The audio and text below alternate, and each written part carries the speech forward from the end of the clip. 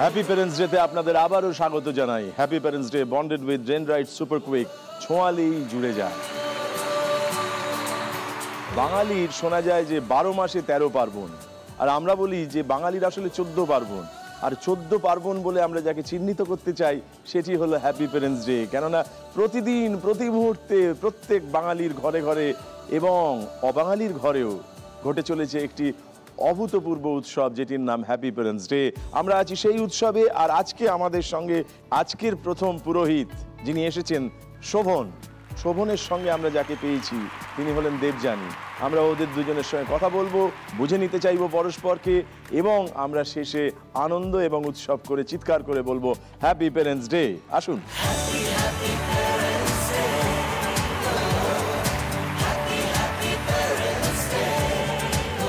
নমস্কার স্যার। আপনাকেও নমস্কার। তুমি কোথা থেকে এসেছো? আমি এসেছি পূর্ব মেদিনীপুর কাঁথি থেকে। কাঁথি থেকে? আচ্ছা, বাহ। আমি বর্তমান ইকোনমিক্স অনার্স নিয়ে পড়ছি। বাহ। এছাড়া আমি গত 6 বছর ধরে থিয়েটারের সঙ্গে যুক্ত। বাহ। আর সেছাড়া মিমিক্রি করি। তাই নাকি? হ্যাঁ। পরিচয় করে দিই, আমার বাবা শিবশঙ্কর কামিলা। শিবশঙ্কর বাবু নমস্কার। হ্যাঁ, নমস্কার। আমার বাবার সম্বন্ধে বলতে গেলে আমার বাবা আমার বন্ধু, আমার সাপোর্টিং স্পিরিট, আমার সাহস জোগানোর মানুষ। আর এছাড়া আমার বাবা টোটো চালক। বাহ। আমার মা শ্রীমতী শকুন্তলা কামিলা। শকুন্তলা দেবী নমস্কার। আমার মায়ের সম্বন্ধে বলতে গেলে মায়ের নাম থেকেই বলি শকুন্তলা, যেরকম পুরাণে শকুন্তলার প্রথম থেকেই দুঃখ দিয়ে শুরু, কিন্তু কোনো জায়গায় দুঃখটাকে লুকিয়ে রেখে সবার সামনে নিজেকে খুশির আঙিনায় নিজেকে তুলে ধরা। আমার মা কিন্তু ঠিক সেই ধরনের শকুন্তলাই। আমার মা ছোটোবেলা থেকে দুঃখে কষ্টে মানুষ হয়ে যখন আমি হলাম, তারপরে দুঃখ কষ্ট থাকার পরেও আমাদেরকে সেই দুঃখ কষ্ট বুঝতে দেয়নি। এই হলো তোমার মা? আমার মা। আর আমার মা খুব চুপচাপ, কিন্তু খুব ভালো রান্না করেন। আমার মা খুব ভালো বন্ধু। আমি যদি কোনো কিছু পাইনি, সেটা মাকে এসে বললাম মা এটা আমি পাইনি, মা আমাকে এত সুন্দরভাবে সান্ত্বনা দিয়ে সেটা বোঝায়, আমার পর মুহূর্তে সেটা পাওয়ার কোনো ইচ্ছে থাকে না। কারণ সেখানে মায়ের ভালোবাসা এতটাই, সেখানে সেই জিনিসটা অনেকটা দূরে চলে যায়। সেখানে মা সেই জিনিসটা যেন আনিয়ে দেয় আমার কাছে অন্যভাবে। মায়ের আঙুল আঁকড়ে চলি বাবার পায়ে পায়ে, আজও গাছে। এবার দেবযানীর সঙ্গে আলাপ করে নি। দেবযানী নমস্কার। নমস্কার। আমি দেবযানী রায়। আমি এসেছি কন্যগড় থেকে। আমার বাড়ি কন্যগড়, আমার বিয়ে হয়েছে বৈদ্যবাটিতে। আর আমি বর্তমানে প্রাইমারি স্কুলের শিক্ষিকা। দিদিমণি? হ্যাঁ, দিদিমণি। আর আমার বাবা শ্রী নিরঞ্জন রায়। নিরঞ্জন বাবু নমস্কার। আমার বাবা ছিলেন ক্লাস 1 গেজেটেড অফিসার রেলেতে। এখন বর্তমানে আগের বছর রিটায়ারমেন্ট করেছেন, কিন্তু বাবার আসল জীবনে রিটায়ার হয়নি। বাবা এখন রাইটসে আছে, ওটাও রেলেরই একটা সংস্থা। রাইটসে বাবা এখন কনসালটেন্ট। আচ্ছা, কাজ চালিয়ে যাচ্ছে। আর আমার মা আজকে আসতে পারেনি আর কি। মায়ের এই রিসেন্ট হাঁটু রিপ্লেসমেন্ট হয়েছে, তো মা 1 সপ্তাহ হলো বাড়িতে এসেছে হসপিটাল থেকে। মাকে ছেড়ে আমি এখানে আসবো কোনোদিনও ভাবিনি, যখন আমি দেখতাম টিভিতে, কিন্তু আজকে আসতে হয়েছে, মায়ের জন্যই আসতে হয়েছে। আমাদের মাধ্যমে মা আজকে এখানে আছে আমার মনে হচ্ছে। বাবা পাশে থাকলে বেশি সাহস হয় নাকি? বাবা পাশে থাকলেই বেশি। মা হচ্ছে অনুপ্রেরণা, মা হচ্ছে বন্ধু, মা ধীর স্থির। বাবা ঠিক তার উল্টোটা। বাবা ধীর স্থির না, বাবা সব সময় ছটফট। আপনি নাকি ছটফটে বলছেন? বুঝ থাকি না। বেশ, আমরা এখানে একটা ইচ্ছে পূরণের খেলা খেলি, বুঝলে? 4টে ইচ্ছে পূরণ করা হয় বাবা মার জন্য, এবং সেই জন্য আমরা খেলাটাকে 4টে ভাগে ভাগ করে রেখেছি। প্রথম পর্ব, দ্বিতীয় পর্ব, তৃতীয় পর্ব, চতুর্থ পর্ব। প্রথম পর্বে প্রথম ইচ্ছে পূরণের জন্য 50 জোগাড় করতে হয় নম্বর। দ্বিতীয় পর্বে দ্বিতীয় ইচ্ছে পূরণের জন্য আরও 50 অর্থাৎ 100 জোগাড় করতে হয়। তৃতীয় পর্বে 3 নম্বর ইচ্ছে পূরণের জন্য আরও 50 অর্থাৎ 150 জোগাড় করতে হয়, এবং চতুর্থ পর্বে আরও 50 অর্থাৎ 200 জোগাড় করতে হয় চতুর্থ ইচ্ছে পূরণের জন্য। এবং আজকের খেলায় যে সবচেয়ে বেশি নাম্বার স্কোর করবে সে আর একটা স্পেশাল ইচ্ছে, বিশেষ ইচ্ছে আমাদের সকলের হয়ে প্রতিনিধি হিসেবে পাঠাতে চাইব এমন একজন মানুষের কাছে, যিনি কারো বাবা মা অথবা সন্তান, যিনি এখন একলা অথবা বিপন্ন বোধ করছেন। আমরা আমাদের তরফ থেকে তাকে যতটুকু সাহায্য দেওয়ার, সহযোগিতা দেওয়ার, উষ্ণতা দেওয়ার চেষ্টা করব তোমাদের মারফত। বীণাপানি হালদার বাগবাজারের বাসিন্দা। ৬৫ বছরের বীণাপানি দেবীর স্বামী মারা গেছেন ৪০ বছর আগে। একমাত্র মেয়ে বিয়ের পর থেকে মায়ের সঙ্গে কোনো যোগাযোগ রাখে না। আমার মেয়ে ২৪ বছর আগে বিয়ে হয়েছে, তারপর থেকে আমাকে কিছু দেখে না। আগে ঠাকুরবাড়ির ভোগ রান্না করতেন, কিন্তু শারীরিক কারণে এখন আর সেই কাজটাও করতে পারেন না।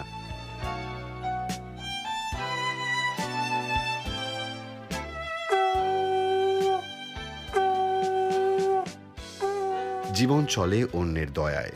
বীণাপানি দেবী ইচ্ছা প্রকাশ করেছেন বিছানাপত্রের ও কিছু খাবার দাবারের। তোমার প্রথম ইচ্ছেটা কি? স্যার, ইচ্ছে বলার আগে আমি দুটো কথা বলতে চাই বাবাকে নিয়ে। হ্যাঁ, বলে ফেলো। আমার বাবার বাম পা নেই। আমি যখন 24 দিনে ছিলাম তখন একটা বাস অ্যাক্সিডেন্টে বাবা গুরুতরভাবে জখম হন। বাম পাটা প্রায় কেটে ঘুরে গেছিলো পেছনের দিকে এবং খুব চেষ্টা করেছিল পাটাকে বাঁচিয়ে রাখার। প্রথমে হাঁটুর নিচ থেকে কাটা হয় এবং পরে সেটা গ্যাংগ্রিন ধরা পড়ার পর বাম পায়ের মালাই চাকি থেকে খুলে দেওয়া হয়। আমাদের আগে সোনা দোকান ছিল, দাদু ওটা দেখাশোনা করতো। বাবার ওই অ্যাক্সিডেন্টে খরচার জন্যে আমাদের যতটা সামর্থ্য ছিল তার বাইরে গিয়েও খরচা করেছে এবং তারপরে সোনা দোকানটা চলেনি, বন্ধ করে দিতে হয়। তারপরে বাবা যেহেতু পা নেই, বিভিন্ন জায়গায় কাজ খোঁজার চেষ্টা করেছে, বিভিন্ন জায়গায় দাঁড়িয়ে দাঁড়িয়ে বিভিন্ন জায়গায় কাজ করেছে।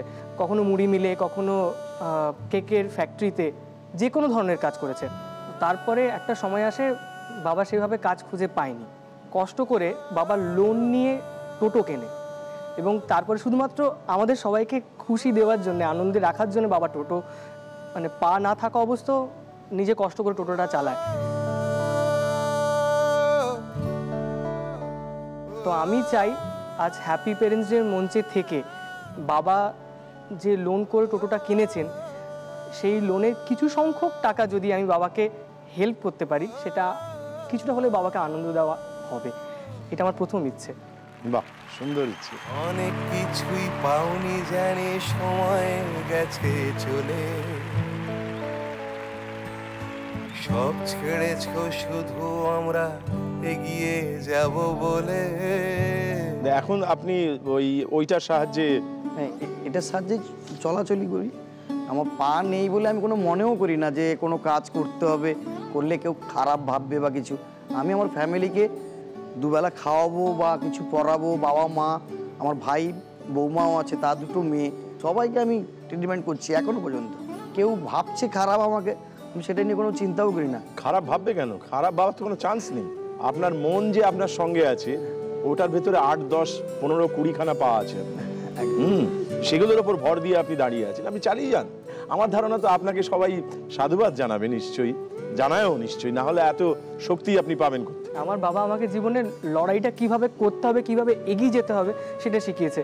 কোনো জায়গায় কোনোদিন কিছু পাইনি, পাসনি, কি হয়েছে, সামনে আরো পড়ে আছে, এগো আমি তোর পাশে আছি। আপনি হচ্ছেন সেই মানুষ যিনি দৃপ্ত পদক্ষেপে হেঁটে চলেছেন।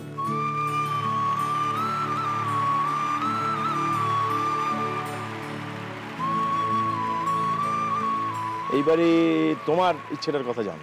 আমার মায়ের এই রিসেন্ট যেহেতু নি রিপ্লেসমেন্ট হয়েছে, তো এখন যেহেতু মায়ের হাঁটতে খুব অসুবিধা, এখন পুরোপুরি ভালো পাচ্ছে না, তাই আমি একটা হ্যান্ডস্টিক মায়ের জন্য চাই আর কি, যদি হয় খুবই ভালো হয়। নিশ্চয়ই। বেশ, আমরা আছি প্রথম পর্বে। প্রথম ইচ্ছে পূরণের জন্য তোমাদের কাছে প্রশ্ন আসবে। তোমার প্রথম পর্বের প্রথম ইচ্ছে পূরণের জন্য প্রথম প্রশ্নটাকে আনা হচ্ছে। খুব মন দিয়ে দেখো, তারপর উত্তর দাও। দেখে নাও।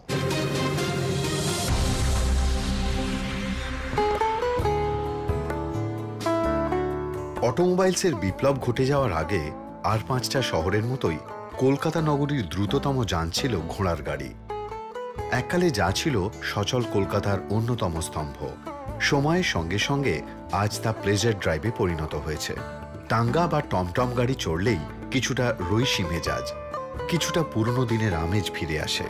আমরা যেন অতি প্রাচীন, বহুদিন ধরে বয়ে আনা একটা ঐতিহ্যের মধ্যে ঢুকে পড়ি। তার মজা এমনই যে এত রকম আধুনিক যানবাহন থাকা সত্ত্বেও ভারতবর্ষের বিভিন্ন শহরে টাঙ্গা এখনো টিকে আছে।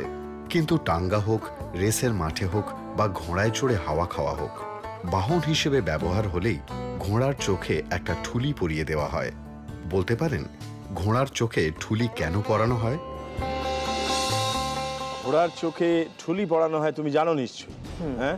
কিন্তু কেন পড়ানো হয় সেটা কি জানো? সেই উত্তরটাই আমরা চাইছি। আমার মনে হচ্ছে ঘোড়া যখন ছোটে পাশ থেকে কোনো কিছু দেখে যাতে বিভ্রান্ত না হয় সেই কারণে মনে হচ্ছে টুলিটা পরানো হয়। মানে শুধু সামনের দিকেই যাতে তাকাতে পারে। হ্যাঁ, যাতে শুধু সামনের দিকে তাকিয়ে এদিক ওদিক না তাকিয়ে, মানে পাশাপাশি কিছু না দেখে যাতে বিভ্রান্ত না হয়ে সামনের দিকে দেখে এগোয়। তাহলে কি এই উত্তরটাই নেব? হ্যাঁ ঠিক আছে, বেশ, তোমার এই উত্তরটাই নিলাম। তুমি কি চ্যালেঞ্জ করতে চাইবে? না। বেশ, ও চ্যালেঞ্জ করেনি, এবার দেখে নি তোমার উত্তর ঠিক না ভুল। ঘোড়ার চোখের অবস্থান অনুযায়ী দুটি চোখ মিলিয়ে ঘোড়া 360 ডিগ্রি অ্যাঙ্গেল দেখতে পায়। পাশ থেকে বা পিছন থেকে আচমকা কিছু এসে পড়লে ভয় পেয়ে সে বিপজ্জনক আচরণ করতে পারে। তাই চোখে ঠুলি পরিয়ে দিয়ে তাকে শুধুমাত্র সামনের দিকে দেখতে বাধ্য করা হয়। তোমার উত্তরটা একেবারে সঠিক উত্তর হয়েছে। শুভেচ্ছা, অভিনন্দন, ধন্যবাদ। তুমি আছো 25-এ। তোমার প্রথম ইচ্ছে পূরণের জন্য প্রথম পর্বের একেবারে প্রথম প্রশ্নটাকে তোমার সামনে দেওয়া হচ্ছে, দেখে নাও। ডাক দিয়া বলে ঘরের বউ, শুনো পুত্রের পিতা, ভাদ্র মাসে জলের মধ্যে নরেন বসু মাতা। গত 24শে অগস্ট কলকাতা দুলে উঠেছিল, আর তখনই আমার এই প্রবাদটার কথা মনে পড়ে গেল।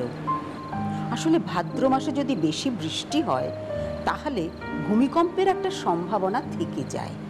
বিজ্ঞানীরা তো ভূমিকম্পের কোনো পূর্বাভাস দিতে পারছেন না, তো তাঁরা এটা তলিয়ে ভেবে দেখতে পারেন।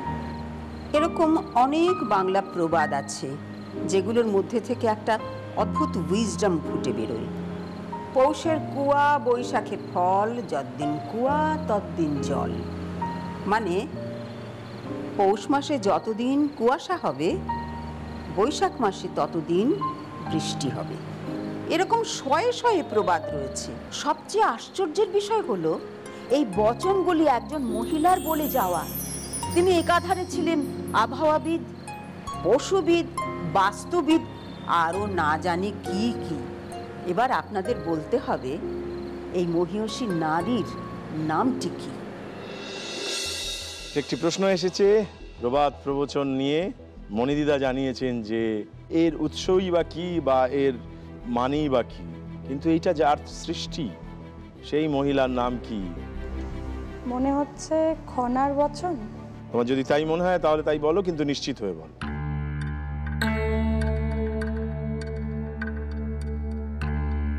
আর তো কিছু মনে পড়ছে না, খনার বচনই মনে হচ্ছে। মানে খনা? হ্যাঁ। বেশ, তোমার এই উত্তর নিলাম। তুমি কি চ্যালেঞ্জ করতে চাইবে? না। বেশ, এবার দেখে নি তুমি আজকের প্রথম প্রশ্নের প্রথম যে উত্তরটা দিলে সেইটি কি তোমাকে 25 নম্বর দিল নাকি একটু আটকে রাখলো, দেখে নি। দুঃখের কথা কি জানেন? সেদিনের পুরুষতন্ত্র তাঁর পাণ্ডিত্যে ঈর্ষাপ্রবণ হয়ে তাঁর জিভ কেটে দিয়েছিল। এই মহিয়সী নারীর নাম খনা। তার মানে জানতে পারলাম তুমি যে উত্তরটা দিয়েছো সেটি একেবারে সঠিক উত্তর হয়েছে। বেশ, আমরা তোমার কাছে যাব। তুমি আছো 25-এ। তোমার দ্বিতীয় প্রশ্নটাকে তোমার সামনে এনে দিচ্ছি। ভালো করে এখানে দেখো, তারপর ঠিক উত্তর দাও, দেখে নাও।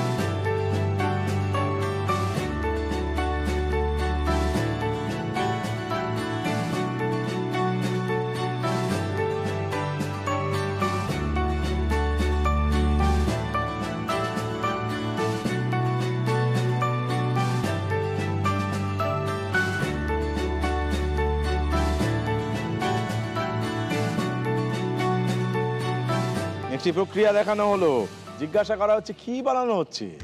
পনির। পনির? হ্যাঁ, মানে এইভাবে স্টিপ করে আছে, মানে ছানা তো এইভাবে স্টিপ করে থাকে না, পনির মনে হচ্ছে। নিশ্চিত? নিশ্চিত পনির। বেশ, নিলাম। চ্যালেঞ্জ? চ্যালেঞ্জ না? বেশ, এবার দেখে নি, তুমি যদি এই প্রশ্নের উত্তর ঠিক দিয়ে থাকো তাহলে তোমার প্রথম ইচ্ছে পূরণ এখনই হয়ে যাবে। দেখে নি উত্তরটা ঠিক না ভুল, দেখি।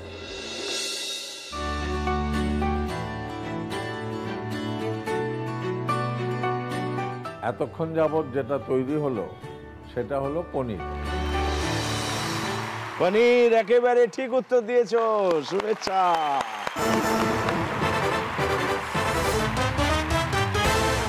এই মুহূর্তে যেন পৃথিবীর সব থেকে বেশি আনন্দটা হচ্ছে আমার, বাবা পাশ থেকে বললো থ্যাংক ইউ বাবাই, আমার ডাকনাম বাবাই, পাশ থেকে বাবা চাপড়ে দিয়ে বলছে থ্যাংক ইউ বাবাই, মানে এর থেকে আনন্দের যেন কিছু হয় না।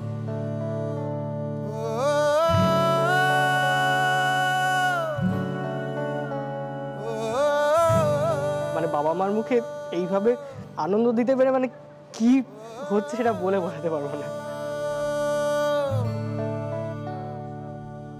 তোমরা ছিলে বলেই ছিল স্বপ্নগুলো কাছে, ছোট্টবেলার রূপকথারা এমনি করেই বাঁচে। চলো আমরা সামনে গিয়ে উৎসব করি। আমরা এবার সোনার কাঠি মুখে তুলে নিই, আজ তোমাদের স্বপ্নগুলো সত্যি করে দিই। ইচ্ছে খুশি ফিরিয়ে দেওয়া সময় এসেছে, এখন থেকে সব কটা দিন হ্যাপি প্যারেন্টস ডে। এই যে তুমি যখন চেকটা হাতে নিলে কি মনে হচ্ছিল তোমার? মনে হচ্ছিল বাবাকে কোনো একটা দিক দিয়ে তো খুশি দিতে পারবো, যে মানুষটা আমার জন্য জীবনের সারাটা সময়, মানে আমি নিজে থিয়েটার করি, যখন থিয়েটারের জন্য বাবাকে প্রথম বলেছিলাম বাবা আমি থিয়েটারে ভর্তি হব, বাবা আমাকে প্রথম যেটা দিয়ে আমাকে উৎসাহ দিয়েছিল, তুই যা, দরকার হলে আমি 2 ঘন্টা আমার ওভারটাইম করে আমি কাজ করব, কিন্তু তুই যা, তোর পাশে আমি আছি। তো সেই জায়গা থেকে মনে হচ্ছে বাবাকে একটু হলেও খুশি দিতে পেরেছি, সেটা আমার কাছে অনেকটা বিরাট দেওয়া।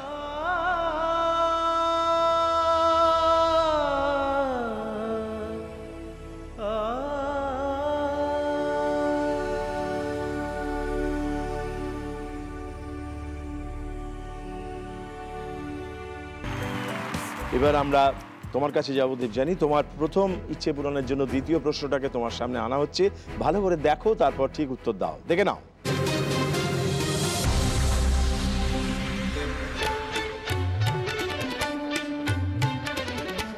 বারোয়ারি দুর্গাপুজোর সঙ্গে আমরা সকলেই এখন পরিচিত।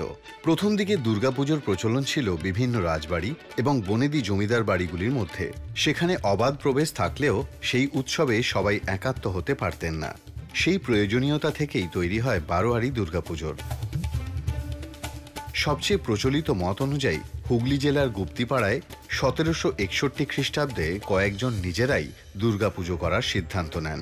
তারা নিজেরাই একটি কমিটি গঠন করেন এবং আয়োজন করেন প্রথম দুর্গাপুজোর, যা বারোয়ারি দুর্গাপুজো নামে পরিচিত হয়। বারোয়ারি পুজো বলতে আপনি কি বোঝেন? সবারই পূজার মানে বারোয়ারি। বারোয়ারি শব্দটার অর্থ কি?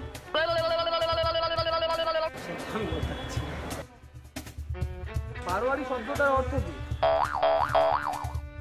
বারোয়ারি কেন বলা হয়? বারোয়ারি পুজো আমরা বারবার বলছি, বারোয়ারি শব্দটা কেন ব্যবহার করা হয়? 12 আর ইয়ারি, মানে 12 জন ইয়ার বা বন্ধু মিলে যে পুজোটা শুরু করেছিল প্রথম, সেই জন্যই এটার নাম হয়েছিল বারোয়ারি। বেশ, এটাই উত্তর তোমার? তোমার এই উত্তরটা নিলাম। হ্যাঁ। বেশ, তুমি কি চ্যালেঞ্জ করতে চাইবে? না, এবার দেখে নিই তোমার কাছ থেকে যে উত্তরটা পাওয়া গেল সেটার হাত ধরে তোমার প্রথম ইচ্ছে পূরণ হচ্ছে কিনা, দেখি।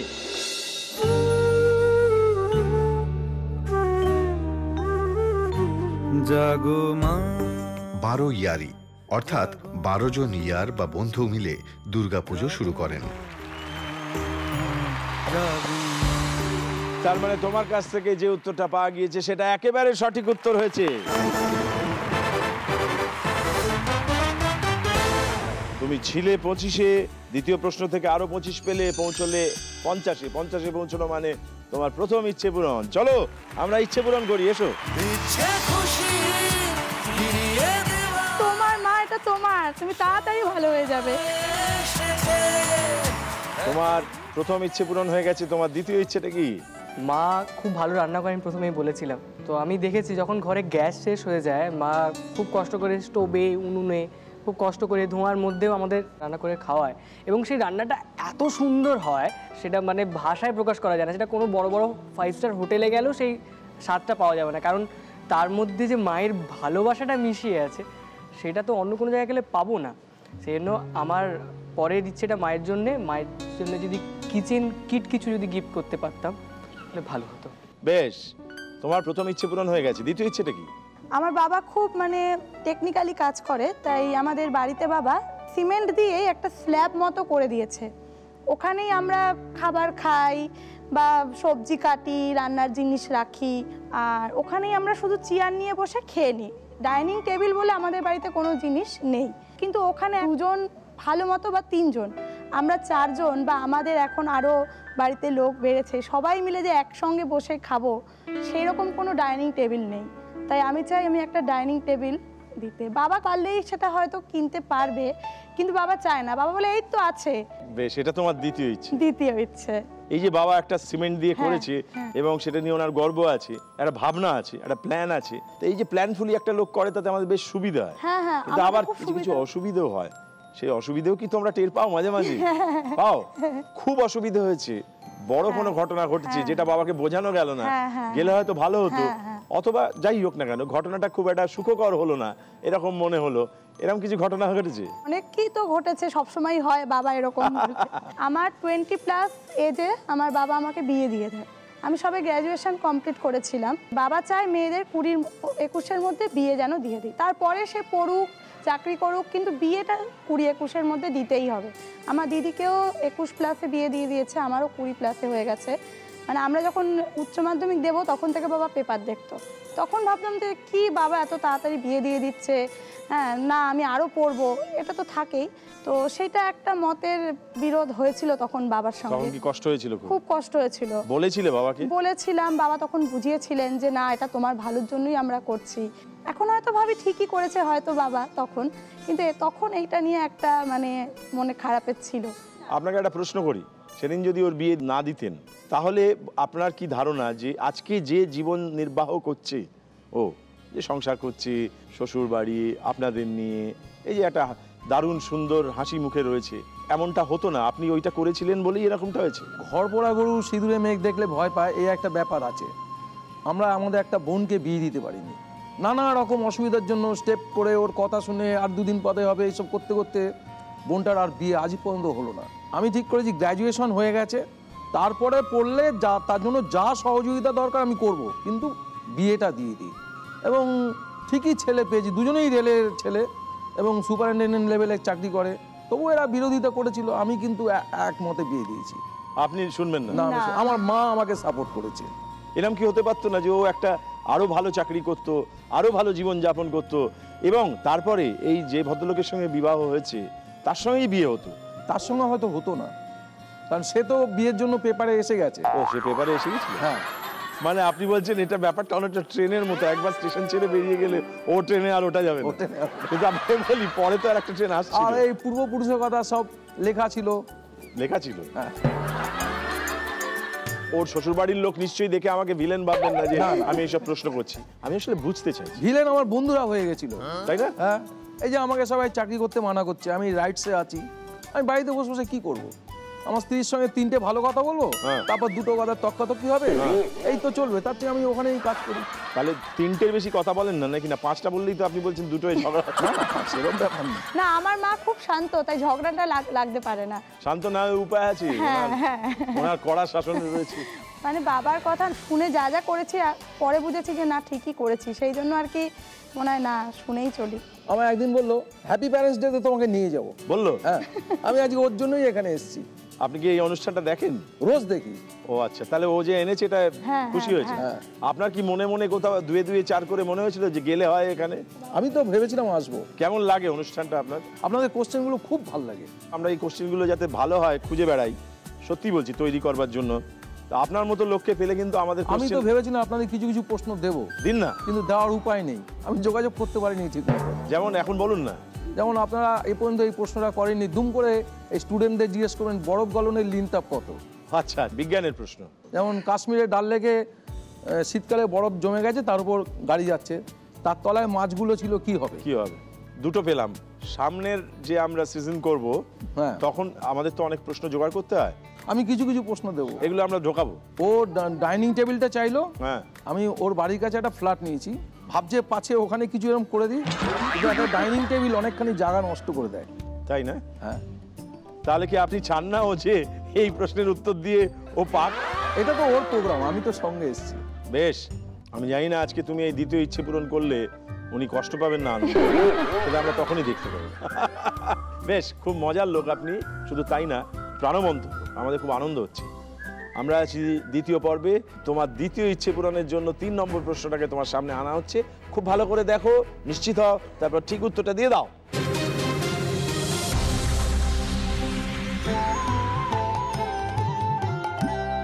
আজ থেকে প্রায় 300 বছর আগের কথা। 1800 শতকের প্রথম দিকে তার জন্ম সেকালের কুমারহট্ট গ্রামে, আজ যা উত্তর 24 পরগনার হালি শহর। অল্প বয়সেই বাবা মাকে হারিয়ে রোজগারের আশায় তিনি চলে আসেন কলকাতা। গরানহাটায় দুর্গাচরণ মিত্রের কাছারিতে কাজে যোগ দেন, কিন্তু কাজে তার মন ছিল না মোটেই। একদিন হিসেবের খাতায় লিখে ফেললেন, আমায় দে মা তবিলদারি, আমি নিমক হারাম নই শঙ্করী। দুর্গাচরণ মিত্র তার কবিত্ব শক্তিতে মুগ্ধ হয়ে মাসিক বৃত্তি দিয়ে হালি শহরে ফেরত পাঠিয়ে দেন। শুরু হয় তাঁর সাধনা ও কাব্য রচনা।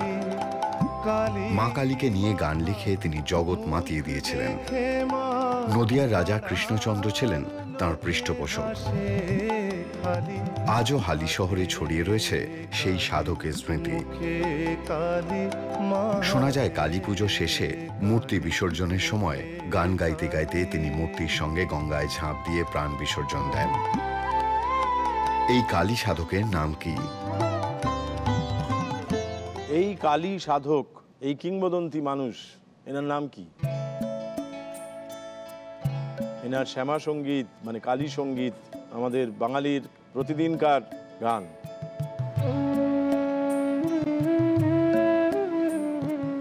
রামপ্রসাদ। তোমার যদি তাই মনে হয় তাহলে সেটাই উত্তর। মনে হচ্ছে রামপ্রসাদ। বেশ, তোমার এই উত্তরটা নেব। হ্যাঁ, বেশ, তোমার এই উত্তরটা নিলাম, রামপ্রসাদ। চ্যালেঞ্জ করতে চাইবে? রামপ্রসাদ আমারও মনে হচ্ছে। তবে তুমি চ্যালেঞ্জ করবে না? না। বেশ, এবার দেখে নি তোমার কাছ থেকে যে উত্তরটা পাওয়া গিয়েছে রামপ্রসাদ, ইনি সেই মানুষই কিনা। এই সাধক ও কবি হলেন রামপ্রসাদ সেন। তার মানে তুমি যে উত্তর দিয়েছো সেটি আবার একেবারে ঠিক উত্তর হয়েছে। তুমি ছিলে 50-এ, পৌঁছে গেলে 75-এ। বেশ, এবার দেবযানী তোমার পালা। তুমি আছো 50-এ। এটি তোমার তৃতীয় প্রশ্ন দ্বিতীয় ইচ্ছে পূরণের জন্য। আমরা দেখে নিই আজকে তোমার 3 নম্বর প্রশ্নটা কি আছে, দেখো।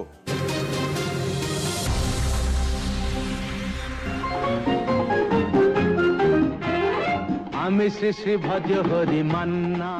গুড ইভিনিং দেবশঙ্কর দা, ভজহরি মান্নার তরফ থেকে সবাইকে জানাই পুজোর প্রীতি, শুভেচ্ছা ও ভালোবাসা।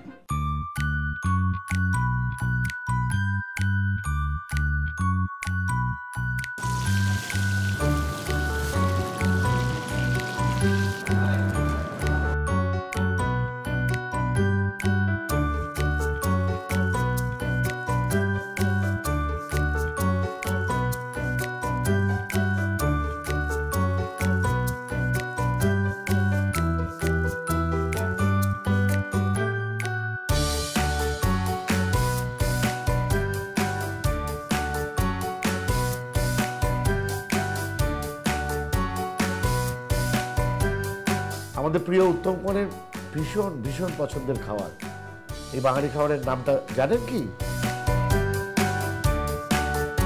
এই খাবারটির নাম কি? মনে হচ্ছে মুড়ি ঘন্ট।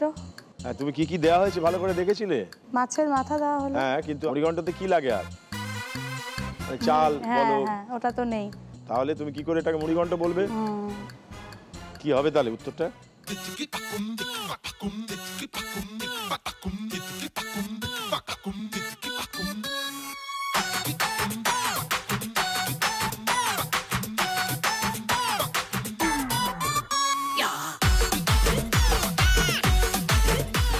মাছের মাথা চচ্চড়ি।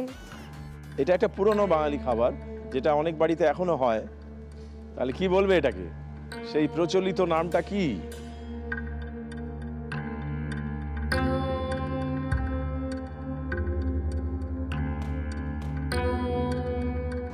বুঝতে পারছি না। কি নেবো, একটা উত্তর দাও। মুড়ো চচ্চড়ি। মুড়ো চচ্চড়ি, বেশ, তোমার এই উত্তরটা নিলাম। তুমি চ্যালেঞ্জ করতে চাও? বেশ, এবার দেখে নিতে চাইবো যে উত্তরটা আমরা খুঁজছিলাম। তুমি বলেছো মুড়ো চচ্চড়ি, আর আমরা এই খাবারটির নাম কি বলে জানি, দেখি। ভেটকি, কাটা, চচ্চড়ি। কাটা চচ্চড়ি। কাঁটার চচ্চড়ি বা কাঁটা চচ্চড়ি। কিন্তু যে উত্তরটা দিয়েছো সেটা ঠিক হয়নি, তোমার উত্তরটা ভুল হয়েছে। তুমি আপাতত 50-ই রইলে, তুমি আছো 75-এ। তোমার কাছে এবার 4 নম্বর প্রশ্নটা আসবে। যদি তুমি ঠিক উত্তর দিতে পারো তাহলে তোমার দ্বিতীয় ইচ্ছে পূরণ হবে। মন দিয়ে দেখে নাও তোমার 4 নম্বর প্রশ্নটা কি আছে, দেখো।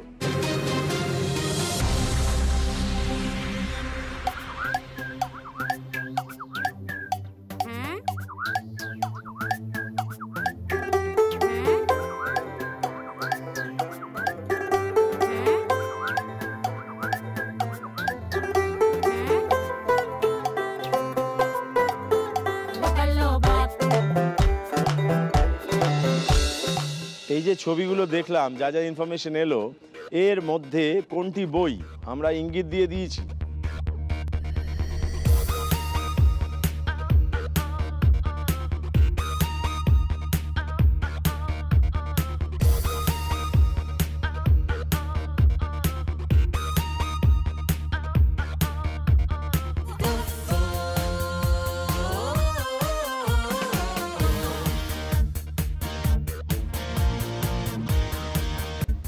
অভিধান।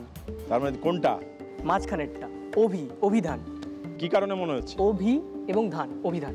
অভিধান মানে একটি বই, এক ধরনের অভিধান, বিশেষ বই। হ্যাঁ। তাহলে এটা নেবো তো? নিশ্চয়ই। বেশ, তুমি কি চ্যালেঞ্জ করতে চাইবে? না, আমরা দেখে নি এই অভিধান বলে যে শব্দটা তুমি আমাদের জুগিয়েছো, অর্থাৎ যেটাকে তুমি বই বলেছো, সেটা উত্তরটা ঠিক হলো না ভুল হলো আমরা দেখে নি।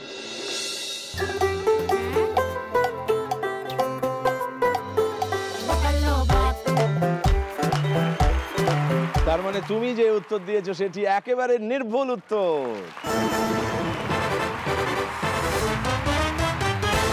তুমি ছিলে 75-এ, 25 জোগাড় করে ফেলেছো এবং সেই সঙ্গে পৌঁছে গেছো 100-তে এবং মায়ের জন্য ইচ্ছে পূরণ করে ফেলেছো।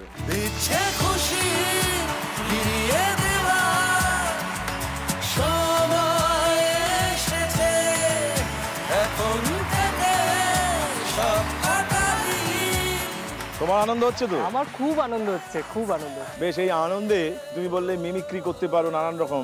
তো এইরকম পরিস্থিতিতে তোমার কি পারফরমেন্স দেখাতে ইচ্ছে হচ্ছে মাকে এবং আমাদেরকে? পরেশ রাওয়াল হতো। পরেশ রাওয়াল হতো? কেমন হতো? কেমন হতো? ওই মা দাঁড়িয়ে আছে। ये राजू, ये देख रहे बाबा माँ के लिए पूरा सेट लेके आ गए रे बाबा। देवा पूरा किचन उठा के लिया। तो कभी क्या दो तर चोर क्या करेगा तू रे बाबा? उठा ले रे, मेरे को नहीं रे देवा, राजू को उठा ले।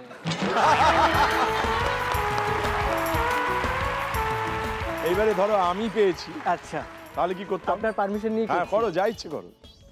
শোভন, তুমি যে উত্তরটা দিয়েছো এবং জিতে নিয়েছো তোমার মায়ের জন্য এত বড় একটা কিচেন সেট, আমি দেখে নেব উত্তরটা ঠিক হয়েছে না ভুল। তুমি যে উত্তরটা দিয়েছো সেটা একেবারে সঠিক। শুভেচ্ছা, অভিনন্দন, ধন্যবাদ। চলো আমরা সবাই মিলে উদযাপন করি।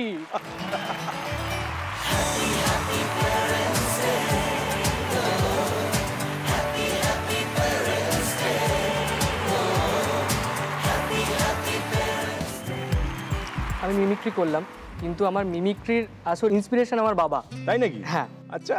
আমি যখন ছোটবেলায় খেতাম, বাবা খাইয়ে দিত বেশিরভাগই, এবং আমি খেতে চাইতাম না। বাবা আমাকে বেশ গল্প বলে বলে চাচা চৌধুরী, রামায়ণ, বিভিন্ন গল্প অভিনয় করে বোঝাতেন, সেটা দেখে দেখে অভিনয় শেখার ইচ্ছে। এবং বাবা একটা গলা যেটা আমি অনেকগুলো মিমিক্রি পারা সত্ত্বেও ওটা পারি না, চেষ্টা করে করেও হাজার পারি না। বেশ, বাবা করুক না, বেশ তো ভাইয়া। বাবা জগদীপের গলা খুব ভালো করে। জগদীপ, বাহ, দেখি হোক। শোলেদের সুরমা ভূপালি, হ্যাঁ, সে তো সবসময় মিথ্যে কথা বলতো। সে একদিন বসে তাকে কাঠগোদামের লোকেরাই জিজ্ঞেস করছে যে সুরমা ভাই আপনি জয়বীরুকে কিরকম ধরলেন? তখন সুরমা ভূপালি বলছে, अरे जय बीरू को दोनों को पकड़ के 2 लाफा हमारा अंदर कर दिया। अरे बाबा, অলরেডি তার দুজন পাশাপাশি চলে এসছে। ফের क्या हुआ? अरे फिर क्या हुआ, ऐसे यार ऐसे पकड़ के सामने ले आया। अरे आप लोग कब आया? तुम लोग का काम नहीं है 100 झूठे बात मेरे मुंह से सुनते हो हर रोज। বাহ, খুব ভালো।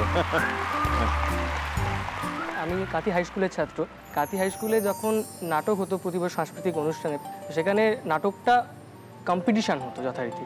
তো পরপর 3 বছর সেখানে ফার্স্ট হই, এবং যে বছর প্রথম নাটক করে আমি ফার্স্ট হই, আমার বাবা এই অবস্থায় উঠে পড়ে চিৎকার করে করে হাততালি দিয়েছিল, এবং সেটা আমার কাছে বিরাট, মানে যেটা ভাষায় প্রকাশ করা যায় না সেটা কতটা আনন্দদায়ক ছিল।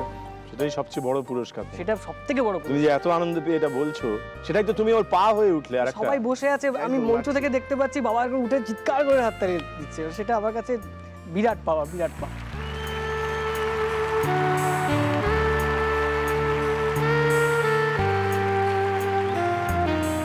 বেশ, এবারে তোমার তৃতীয় ইচ্ছেটা কি সেটা আগে জেনে নেব। আমরা জয়েন্ট ফ্যামিলিতে থাকি, আমার কাকু কাকিমা ঠাকুমা 2 বোন, আর আমার ঘরটা এমন জায়গায় কারেন্ট চলে গেলে পুরো অন্ধকার, কৃত্রিম আলোতেই সবসময় থাকার একটা অভ্যেস হয়ে গেছে। হ্যাপি প্যারেন্টস ডের মঞ্চ থেকে মায়ের হাতে বা বাড়ির সবার জন্যেই যদি একটা ইনভার্টার তুলে দিতে পারি, কিছুটা হলেও সুবিধা হবে আশা করছি। বাহ, তোমার দ্বিতীয় ইচ্ছে পূরণের জন্য এবার তোমার সামনে একটি প্রশ্ন আসবে। খুব মন দিয়ে প্রশ্নটা দেখো, তারপর তোমার 25 নম্বর বাড়িয়ে নাও। দেখে নাও।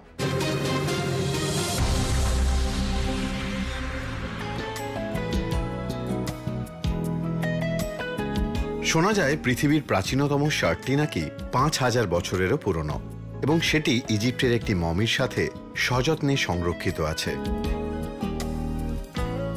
শুনতে মজা লাগবে, 20 শতাব্দীর শুরুর দিক অবধি ইউরোপ আমেরিকাতে শার্ট পরিহিত মানুষ দেখলে সবাই হাঁ করে তাকিয়ে থাকত। বাঙালিদের কাছে শার্ট এসেছে সাহেবদের হাত ধরে, তবে সময়ের সাথে শার্টের স্টাইলের পরিবর্তন হতে থেকেছে, এবং ক্যাজুয়াল, ফর্মাল, শর্ট শার্ট ইত্যাদি শ্রেণী বিভাগও হয়েছে, এবং লিঙ্গভেদের পরিবর্তন ছাড়িয়ে মহিলারাও এই ফ্যাশনটি আপন করে নিয়েছেন। পুরুষ এবং মহিলাদের শার্টের মধ্যে বেশ কিছু ফারাক আছে বলাই বাহুল্য, এবং সেটি বোতাম কেন্দ্রিক। ফারাকটি কি? ছেলেদের জামা এবং মেয়েদের জামা এই দুটোর মধ্যে একটা তফাৎ আছে, এবং সেটা বোতামকে কেন্দ্র করে, যেটা খুব নির্দিষ্ট করে বলা যায়, প্রথমেই বলা যায়। তোমার কি মনে হয় সেই বৈশিষ্ট্যটা কি?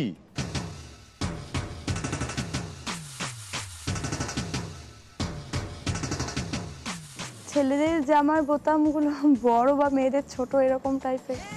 বলো তোমার যদি তাই মনে হয়। আর কিছু কি মাথায় আসছে?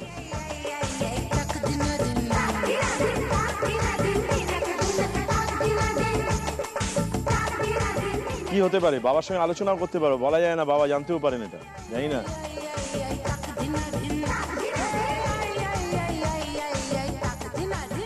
মানে ছেলেদের জামার বোতামটা ডান দিক থেকে বাঁ দিকে এরকম টাইপের কিছু। না, সেটা ঠিক করে বলো, যা বলতে চাও সেটা আগে আমাকে জিজ্ঞেস করো না, সম্পূর্ণ একটি উত্তর দাও। ছেলেদের জামার বোতাম ডান দিকে আর মেয়েদের জামার বোতাম বাঁ দিকে থাকে। আর ঘরগুলো ঠিক তার উল্টো দিকে থাকে। অতএব ওটা দিক, বোতামের দিকটা দুজনের ক্ষেত্রে পরিবর্তন হয়ে যায়, পার্থক্য। হ্যাঁ, বোতামের দিকের পরিবর্তন। এটাই তোমার উত্তর? এটাই। বেশ, তোমার এই উত্তর নিলাম। তুমি কি চ্যালেঞ্জ করবে? আর চ্যালেঞ্জ করার প্রশ্নই ওঠে না। কেন? আমার মনে হয়েছিল ছেলেদেরটা ডান দিকে, মেয়েদেরটা বাঁ দিকে বোতাম থাকে। বেশ, ও চ্যালেঞ্জ করেনি। এবার যদি তুমি এই উত্তর ঠিক বলো, তাহলে তুমি 25 পাবে এবং 75-এ পৌঁছবে। তোমার উত্তর ঠিক হলো না ভুল হলো আমরা যাচাই করে নিই। দেখো, পুরুষদের শার্টের বোতাম ডান দিকে এবং মহিলাদের বাঁ দিকে থাকে। তার মানে তোমার কাছ থেকে যে উত্তরটা ফাইনালি পাওয়া গিয়েছে সেটা একেবারে সঠিক উত্তর হয়েছে। শুভেচ্ছা, অভিনন্দন এবং ধন্যবাদ। তুমি ছিলে 50-এ, পৌঁছলে 75-এ। বেশ, এবার তোমার পালা। তুমি আছো 100-তে। এইখানে দাঁড়িয়ে কি তুমি জাদু প্রশ্ন নিতে চাইবে এবং তোমার তৃতীয় ইচ্ছে পূরণ করে নিতে চাইবে 50 নিয়ে, নাকি তুমি তোমার সাধারণ প্রশ্ন ধরে যাবে? বেশ, তোমার 5 নম্বর সাধারণ প্রশ্নটাকে তোমার সামনে দেওয়া হচ্ছে। খুব ভালো করে দেখো এবং ঠিক উত্তর দিয়ে দাও। দেখো,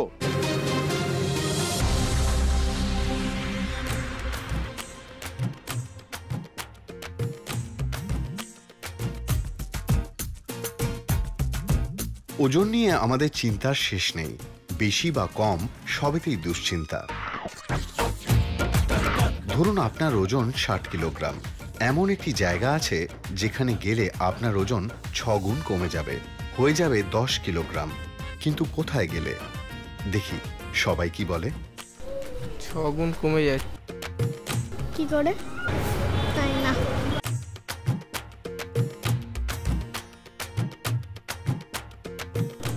হাওয়ায়, এয়ার, স্পেসে, মহাকাশে গেলে।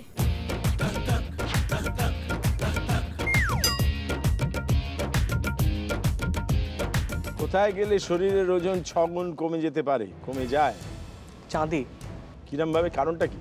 মানে আমাদের শরীরের ওজনের 1/6 ভাগ সেখানে কম হয়, সেই জন্যই 6 গুণ। বেশ, তোমার এই উত্তরটাই তাহলে নিলাম। তুমি চ্যালেঞ্জ করবে? চাঁদেই হবে উত্তরটা।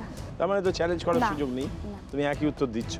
এবার দেখে নাও তুমি যে উত্তরটা দিয়েছো আর আমরা যে উত্তরটা ভেবেছি দুটোর মধ্যে কেমন মিলমিশ আছে নাকি মিল নেই একেবারে। দেখে নাও। চাঁদে। চাঁদে। চাঁদে। তার মানে তোমার কাছ থেকে যে উত্তর পাওয়া গিয়েছে সেটা একেবারে সঠিক উত্তর হয়েছে। চাঁদের মাধ্যাকর্ষণ শক্তি পৃথিবীর মাধ্যাকর্ষণ শক্তির থেকে 6 গুণ কম, অতএব 6 গুণ কম হবে ওজন, যা ওজন তার থেকে। তুমি আরো 25 পেয়ে গেলে তুমি পৌঁছলে 125-এ। বেশ, ওকে 125-এ দাঁড় করিয়ে রাখলাম। তুমি আছো 75-এ। তোমার আর একটি প্রশ্নের উত্তর ঠিক দিলেই দ্বিতীয় ইচ্ছে পূরণ হয়ে যাবে। বেশ, দেখে নাও।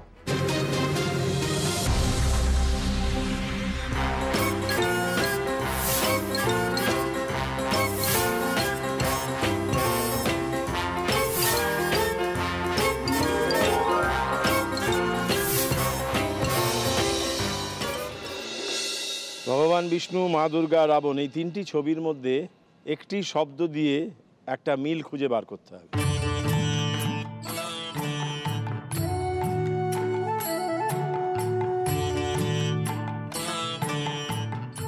10। কি কারণে? মা দুর্গার 10টা হাত, বেশ। রাবণের 10টা মাথা, বেশ। 10 অবতার বিষ্ণুকে বলা হয়, সেই জন্য 10। তার মানে 10 শব্দটাকে তুমি এখানে বসাতে চাইছো। এতে 10-এ 10 হবে তো? দেখা যাক। চ্যালেঞ্জ করতে চাও? না, এবার দেখে নি তোমার কাছ থেকে যে উত্তরটা পাওয়া গেল এটা তোমাকে 100-তে পৌঁছে দিচ্ছে কিনা।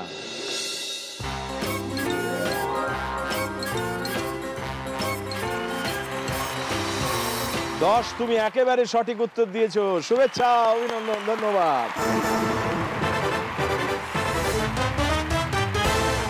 বাবা কেমন লাগছে? খুব ভালো লাগছে। বাবা থাকতে আমাকে কখনো কিছু চিন্তাই করতে হয় না এখনো পর্যন্ত। কোথাও না কোথাও আমার বিয়ে হয়ে গেছে, তাও আমি বাবার উপর পুরোপুরি হয়তো ডিপেন্ড করি। কোথাও ঘুরতে গেলে হোক, যেখানেই হোক, বাবাকে আগে বলি তুমি যাবে, যদি যেতে না পারে তখন বলি তাহলে তুমি সব করে দাও।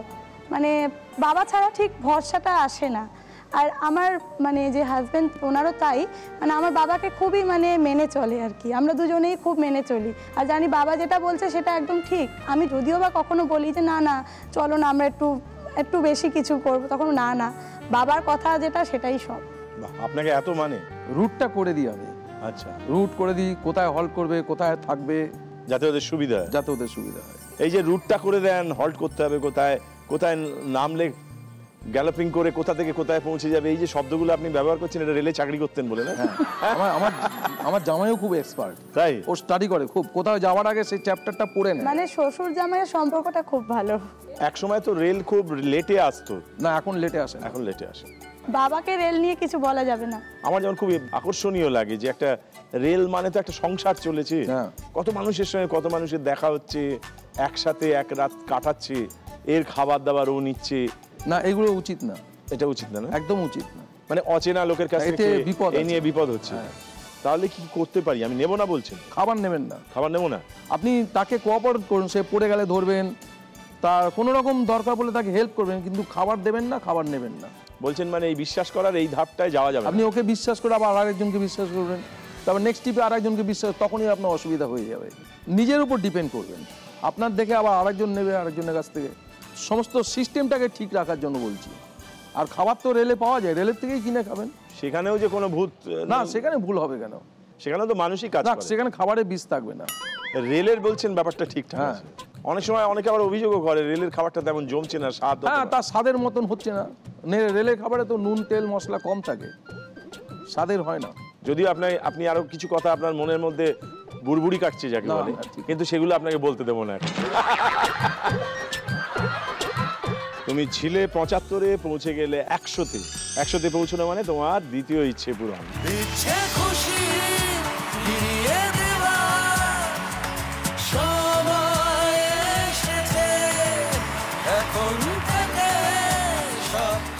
এই যে সিমেন্টের স্ল্যাব হতো, তার থেকে এটা ভালো হলো না? অনেক ভালো হয়েছে। এই জন্য জায়গা দেয়া যায় তো? হ্যাঁ, এই প্রথম হার মেনে নিচ্ছেন তো? হ্যাঁ, আজকে এই হার মেনে নিচ্ছেন? হেরে জিতলাম। বলছে আবার হেরে জিতলাম। হেরে জিতলেন কার জন্য? মেয়ের জন্য। মেয়েকে একটু আশীর্বাদ করুন।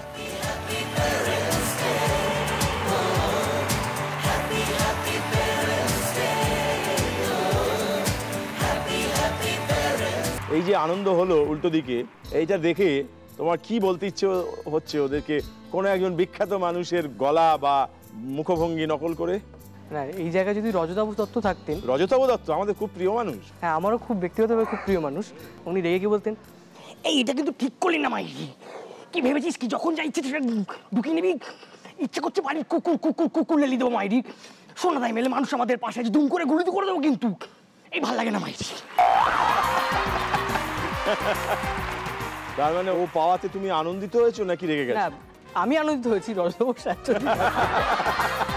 না না, তুমি আনন্দিতই হয়েছো বলেই তুমি এটা করতে পেরেছো, কিন্তু আরো তোমাকে আনন্দিত করতে চাই। তোমার অন্য আর একটা বিশেষ ইচ্ছে যেটা, সেটা পূর্ণ করতে চাই। আর 25 নম্বর জোগাড় করতে পারলেই তোমার তৃতীয় ইচ্ছে পূরণ হয়ে যাবে। তোমার আজকে শেষ সাধারণ প্রশ্নটা কি আছে খুব মন দিয়ে দেখে নাও।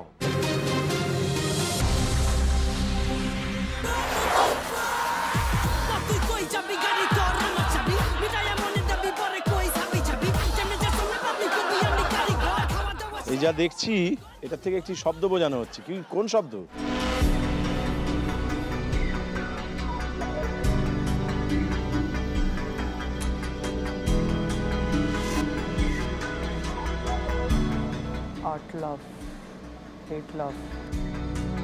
অট্ট হাসি। কি কারণ ব্যাখ্যা করো। আর্টকে আমরা অট্ট বলতে পারি এবং লাফ মানে হাসি, অট্ট হাসি। মানে অট্ট হাস্য, অট্ট হাস্য বা অট্ট হাসি, এটাই তোমার মনে হচ্ছে? তুমি এই ব্যাখ্যাটাই খুঁজে পেয়েছো। বেশ, তুমি কি চ্যালেঞ্জ করতে চাইবে? না, এবার দেখে নি এই উত্তরের হাত ধরে তুমি তোমার তৃতীয় ইচ্ছে পূরণ করতে পারছো কি পারছো না, আমরা যাচাই করি, দেখি।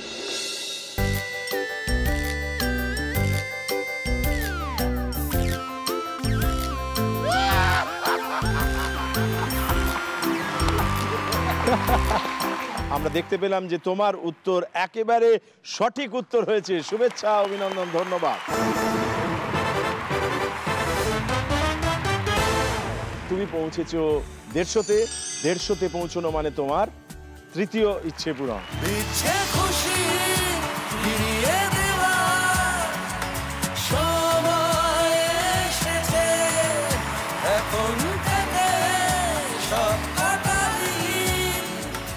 বেশ দেবযানী, এবার তোমার তৃতীয় ইচ্ছেটা আগে জেনে নেব। তৃতীয় ইচ্ছে হচ্ছে, আমার মাকে ডাক্তার বলেছে সবসময় একটু যেন হালকা গরম জল মিশিয়ে চান করেন সবসময়, তাই আমার তৃতীয় ইচ্ছে মায়ের জন্য একটা গিজার। বেশ, তোমার দুটো প্রশ্ন বাকি আছে, একটা ম্যাজিক প্রশ্ন, একটা সাধারণ প্রশ্ন। আছো তুমি 100-তে, যদি ম্যাজিক প্রশ্ন নাও একবারে 150-তে পৌঁছে তুমি এই ইচ্ছে পূরণ করতে পারবে। তা তুমি কি করবে, কোনটা চাই? সাধারণটাই নেবে। বেশ, তোমার এই তৃতীয় ইচ্ছে পূরণের জন্য আজকে তোমার শেষ প্রশ্ন সাধারণ প্রশ্ন। কি আছে খুব ভালো করে দেখো, তারপর 25 জোগাড় করে নাও, দেখে নাও।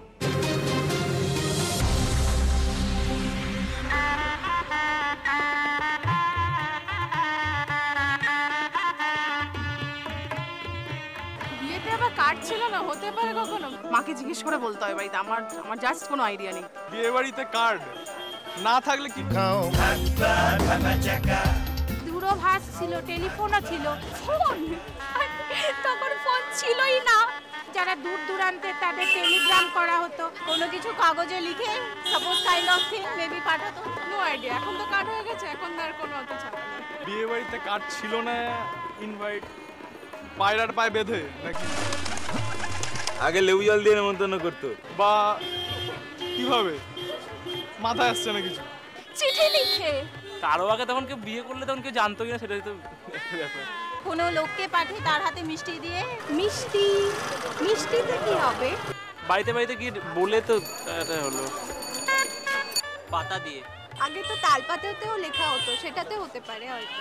এটা একটা কোশ্চেন কোনো না করাই উচিত বরঞ্চ।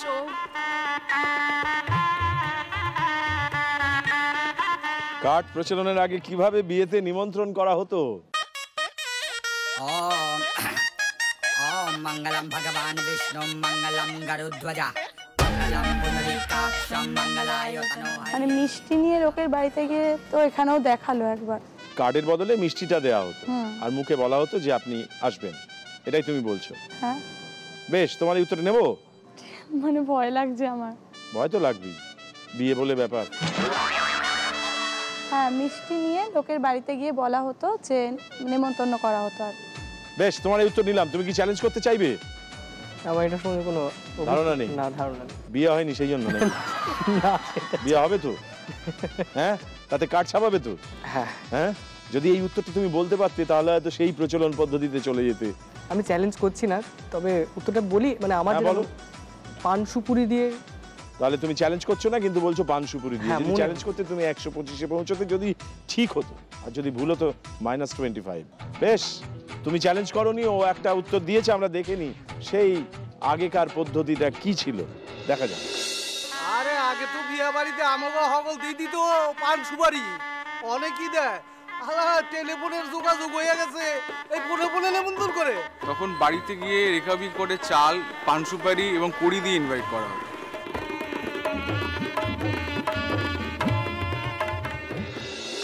উত্তরটা হচ্ছে পান ও সুপারি। ও চ্যালেঞ্জ করেনি, আর তুমি একটি উত্তর দিয়েছো, দুর্ভাগ্যজনকভাবে সেই উত্তরটি ভুল হয়েছে।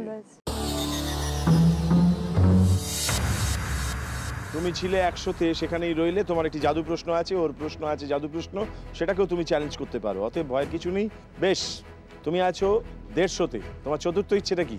এই প্রথমবার বাবা মার সঙ্গে কলকাতায় আসা। এর আগে কোনো দিন বাবা মার সঙ্গে কোনো জায়গায় ঘুরতে যাওয়া হয়নি, মানে সম্ভব হয়ে ওঠেনি সেটা। আমি চাই বাবা মাকে নিয়ে যদি সিকিম যাওয়া যেত।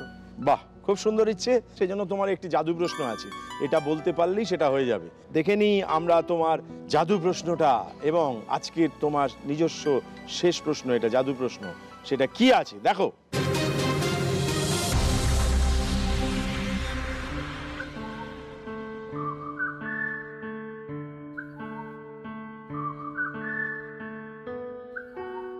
এই যে আমরা চলছি ফিরছি, কাজ করছি, খাচ্ছি, আমি আপনাদের সঙ্গে কথা বলছি, আপনারা শুনছেন, এই জি বাংলার অনুষ্ঠান দেখছেন, তো এই সব কিছুতে তো এনার্জি লাগে না?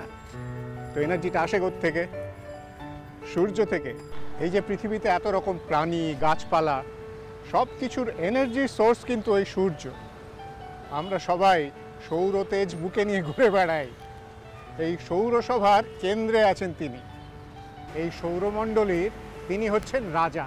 এই রকম যার স্ট্যাটাস, তার একটা উপযুক্ত রথ থাকা দরকার।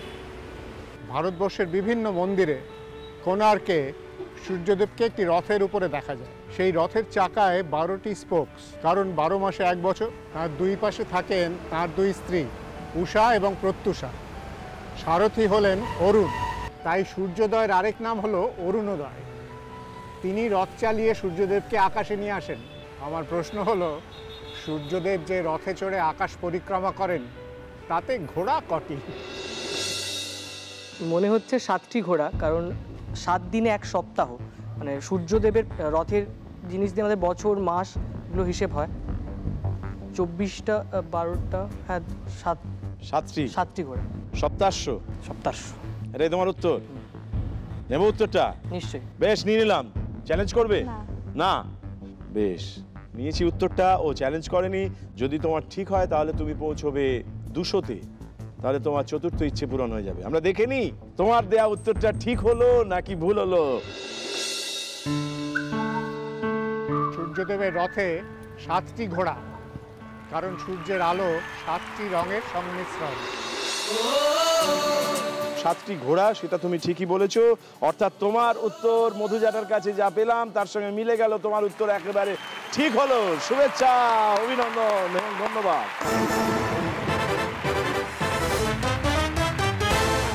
এই তুমি যে উত্তরটা দিলে, এইটার হাত ধরে তুমি 200-তে পৌঁছলে, তোমার চতুর্থ ইচ্ছে পূরণ হয়ে গেল। আমরা উৎসব করব, চলো সামনে যাই।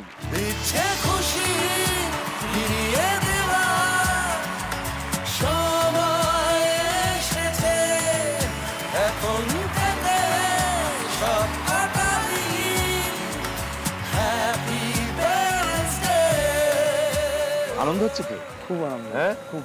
আমার সব থেকে হচ্ছে কি শুধু এই ইচ্ছে না, জীবনের সব ইচ্ছে যেন ও পূরণ করতে পারে।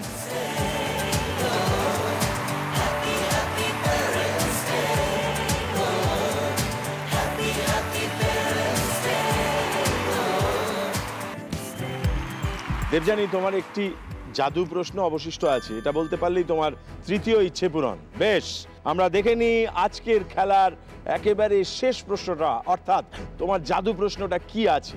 তুমি যদি এটা বলতে পারো তোমার তৃতীয় ইচ্ছে পূরণ। আর তুমিও ভালো করে দেখো, যদি তুমি এটা বলতে পারো আর ইচ্ছে পূরণের সুযোগ নেই, কিন্তু আমার তরফ থেকে একটা স্পেশাল গিফট তোমার জন্য থাকবে যদি তুমি 200 ক্রস করে যাও। এটাই আমাদের খেলার নিয়ম। আমরা দেখি তোমার জন্য বরাদ্দ জাদু প্রশ্নটা কি আছে। দেখো,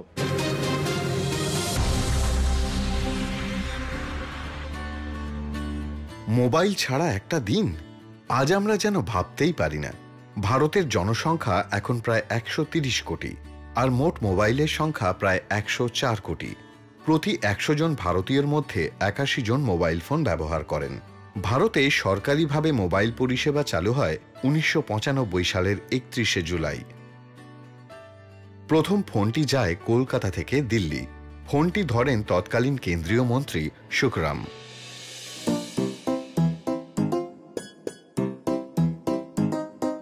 কিন্তু ফোনটি করেন কে?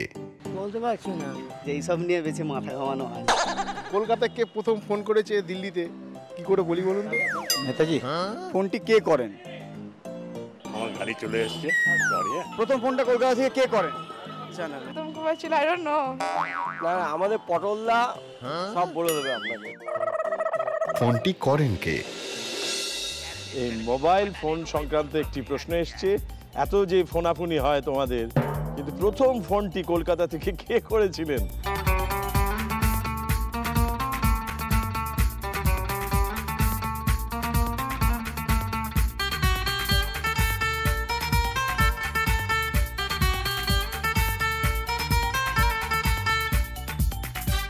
টেলিফোন ভবনের যে চিফ ছিল সে, অথবা তখনকার মুখ্যমন্ত্রী।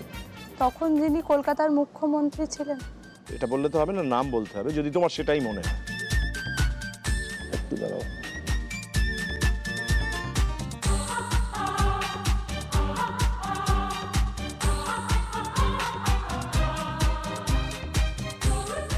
বাবার হাতেই প্রশ্ন আছে, উত্তরও আছে। জ্যোতি বসু। জ্যোতি বসু মনে হচ্ছে। জ্যোতি বসু, বেশ, তোমার এই উত্তর নিলাম। তুমি কি চ্যালেঞ্জ করবে? না। বেশ, যদি তোমার এই উত্তর ঠিক হয় তাহলে তুমি পৌঁছবে 150-তে, তোমার তৃতীয় ইচ্ছে পূরণ হয়ে যাবে। দেখে নিই তোমার দেওয়া উত্তরটা ঠিক না ভুল। জ্যোতি বোস।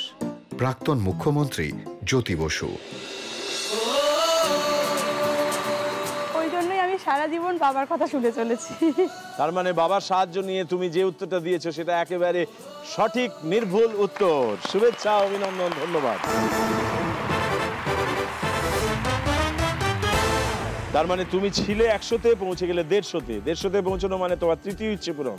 এইবারে বাবা আবারও প্রমাণ করে দিল যে বাবার সাহায্য নিয়েই আমি সঠিক পথে এগোবো। হ্যাঁ, তোমার বাবার সাহায্য নিতেই হবে। কিন্তু বাবা যখন কোনো একটা ব্যাপারে নিজের সিদ্ধান্ত থেকে নড়বেন না, তখন প্রশ্নও করতে হবে। হ্যাঁ, সেটা অবশ্যই আমরা করিও। এবং কখনো কখনো বাবা হেরে গিয়ে বলবেন জিতে গেছি। জিতে গেছি। দল বেঁধে আসে এরা।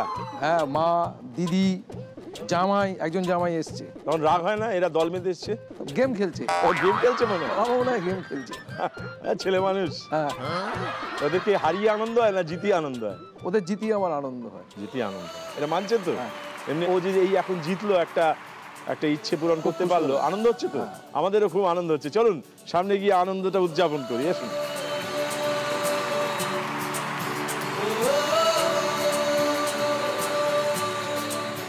ভালো হয়েছে জিনিসটা।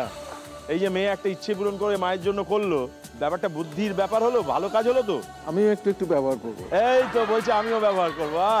আমাদের ইচ্ছে পূরণ আরো অনেকটা হয়ে গেল, কেননা আপনাকে একটু বাগে আনতে পেরেছি, মাঝে মাঝেই আপনাকে হারিয়ে দিতে পারছি। হ্যাপি প্যারেন্টস ডে মঞ্চে আমি পুরো হেরে গিয়ে জিতলাম, পুরো হারলাম এবং পুরো জিতলাম।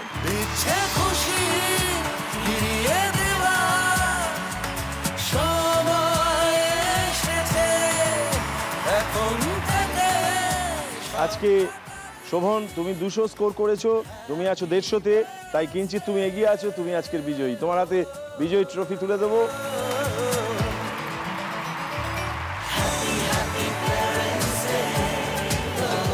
এই শাড়িটা আদি মোহিনী মোহন কাঞ্জিলালের তরফ থেকে, স্বর্ণালী কাঞ্জিলালের ডিজাইন করা, তোমার মার জন্য। হোটেল পোলো টাওয়ার্স শিলংয়ের তরফ থেকে 2 নাইটস 3 ডেজ একটা ফ্রি স্টে তোমাদের 3 জনের জন্য। আর এটা কেয়ার কন্টিনিউয়ামের তরফ থেকে একটা বিশেষ হেলথ গিফট তোমার মা বাবার জন্য।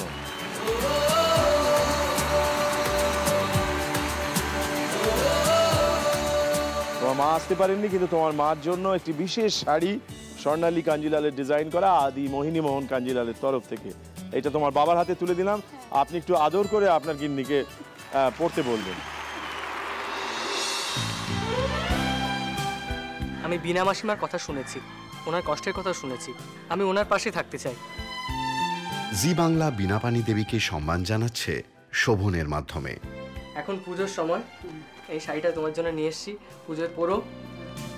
আর তুমি তোমার কিছু অসুবিধার কথা বলেছিলে, তোমার শোয়ার অসুবিধে হয়, তাই তোমার জন্য কিছু বিছানাপত্র এনেছি, কিছু খাবার দাবার এনেছি, কিছু ফল আর হেলথ ড্রিঙ্ক এনেছি। তোমার শরীরে একটু খেয়াল রেখো, আর নিজেকে কোনোদিন এরপর থেকে একা ভাববে না। আমি তোমার পাশে আছি, যখনই তোমার কোনো কিছু অসুবিধে হবে আমাকে একটিবার জানিও, আমি তোমার পাশে ছুটে আসবো। আমি বিনা মাসির সঙ্গে দেখা করলাম, ওনার সঙ্গে অনেকটা সময় কাটালাম, ওনাকে সাহায্য করতে পেরে, ওনার পাশে থাকতে পেরে একটা আলাদা অনুভূতির স্বাদ পেলাম। আমাকে এই সুযোগটা করে দেওয়ার জন্যে জি বাংলা এবং হ্যাপি পেরেন্টস ডেকে অনেক অনেক ধন্যবাদ। জি বাংলা হ্যাপি পেরেন্টস ডের মঞ্চ থেকে বীণাপানি দেবীর ইচ্ছা পূরণ করে শোভন আসলে সম্মান জানালেন এই রকম অসংখ্য বাবা মাকে।